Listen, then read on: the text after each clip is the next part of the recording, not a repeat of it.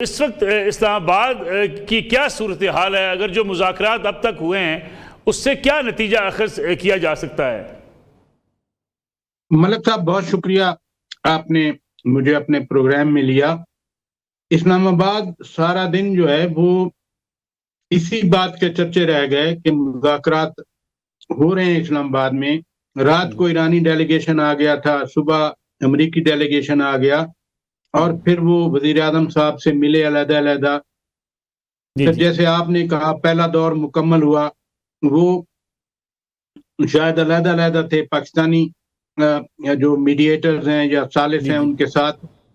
پھر بعد میں پتہ چلا کہ وہ فیس ٹو فیس بیٹھے ہوئے ہیں۔ بذات خود میں آپ کو بتاؤں ملک صاحب کہ ان ڈیلیگیشن کا پاکستان آ جانا، امریکہ کے نائب صدر جے ڈی وینس کا آ جانا اور ایران کی پارلیمنٹ کے سپیکر کا آ جانا بذات خود ایک بہت بڑا بریک تھرو ہے۔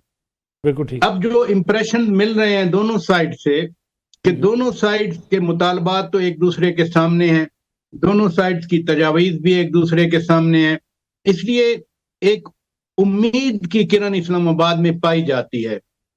یہاں پر میں نے سارا دن بھی وہی جناح کنونشن سینٹر میں، میڈیا سینٹر میں گزارا۔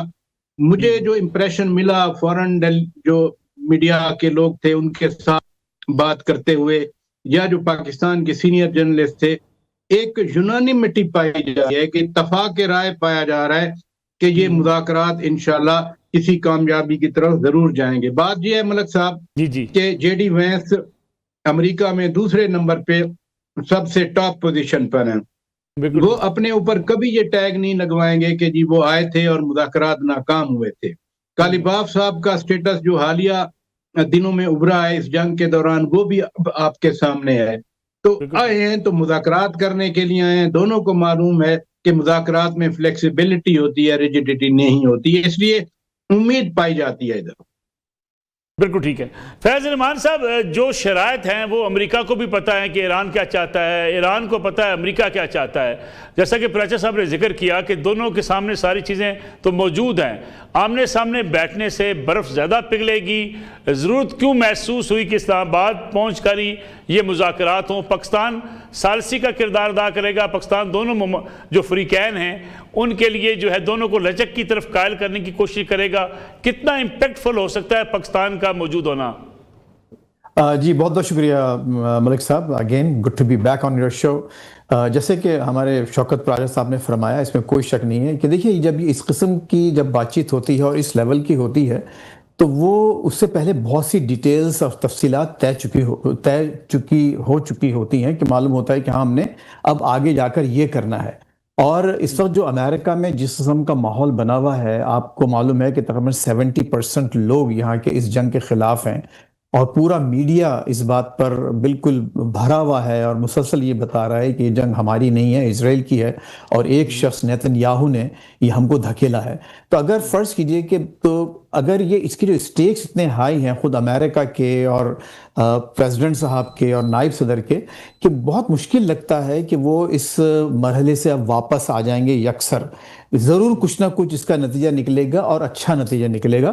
اور جیسا کہ ابھی خود پراجا صاحب نے فرمایا کہ دیکھیے وہ ہی is just a heart beat away from the presidency, یعنی اگر کچھ بھی ہوتا ہے تو کسی وقت بھی پریزیڈنٹ بن سکتے ہیں، اور موسٹ لائکلی 2028 میں وہ ریپبلکن نامنی ہوں گے۔ تو نائب صدر جے ڈی وینس نے اگر یہ فیصلہ کیا ہے خود جانے کا تو بہت سوچ سمجھ کے کیا ہوگا، اور سارے جو معاملات ہیں، جو توقعات ہیں اس پوری بات چیت سے، وہ ضرور ان کی نظر میں ہوں گے۔ تو مجھے یقین ہے کہ کوئی بہتر نتیجہ نکلے گا۔ اچھا دیکھیے، اب آپ نے جو پاکستان کا ذکر کیا، آپ یقین کریں میرے والدین یہاں رہتے ہیں، اللہ تعالیٰ ان کو حیات دے۔ میرے والد صاحب ماشاءاللہ ہی از 87 ایئرز اولڈ، وہ پاکستان کو دیکھ رہے تھے and he had tears in his eyes، رونے لگے۔ ہر جگہ پاکستان ماشاءاللہ جو ہے اس وقت آگے ہے الحمدللہ، اور اس کی وجہ یہ ہے کہ دیکھیں ایک عرصہ ہو گیا ہم نے نہیں دیکھا تھا کہ پاکستان کو آج ماشاءاللہ اتنی ایک عزت اور اتنا وقار اس کو پوری دنیا میں ہر چینل پہ، ہر جگہ اس کو، ہر ڈرائنگ روم میں اس کی بات ہو رہی ہے۔ اچھا، اب جو میں نے جو بات کی کہ تفصیلات پہلے ذکر ہو چکی ہیں، تو دیکھیے اس میں پھر ہمارے پرائم منسٹر اور فیلڈ مارشل کا بہت بڑا دخل ہے کہ وہ دن رات دونوں پارٹی سے فون پر مسلسل بات کرتے رہے، اور وائس پریزیڈنٹ کو کنونس کرنے میں فیلڈ مارشل صاحب کا بہت بڑا ہاتھ ہے، کیونکہ جو ایک ہفتہ پہلے ہی تقریباً کہا جاتا ہے کہ اتوار یا سیٹرڈے کی رات تھی، تو وہ ساری رات جے ڈی وینس کے ساتھ فون پر تھے، بیک اینڈ فورتھ.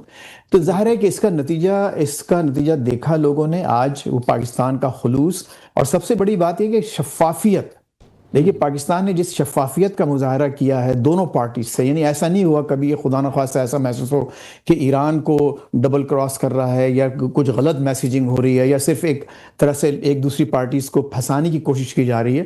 پاکستان نے شروع سے 100% اس میں شفافیت کا مظاہرہ کیا ہے. اور دیکھیے یہ اوور نائٹ نہیں ہوا، یہ جب سے جب سے ہمارے پریزیڈنٹ صاحب یہاں آئے ہیں اقتدار میں، وائٹ ہاؤس میں، آپ نے دیکھا کہ پاکستان سے ان کا سلسلہ جنبانی شروع ہو چکا تھا، بات چیت شروع ہو سکی، تو ایک کانفیڈنس کی، ایک اعتماد کی فضا بحال ہوئی ہے پاکستان کے لیے.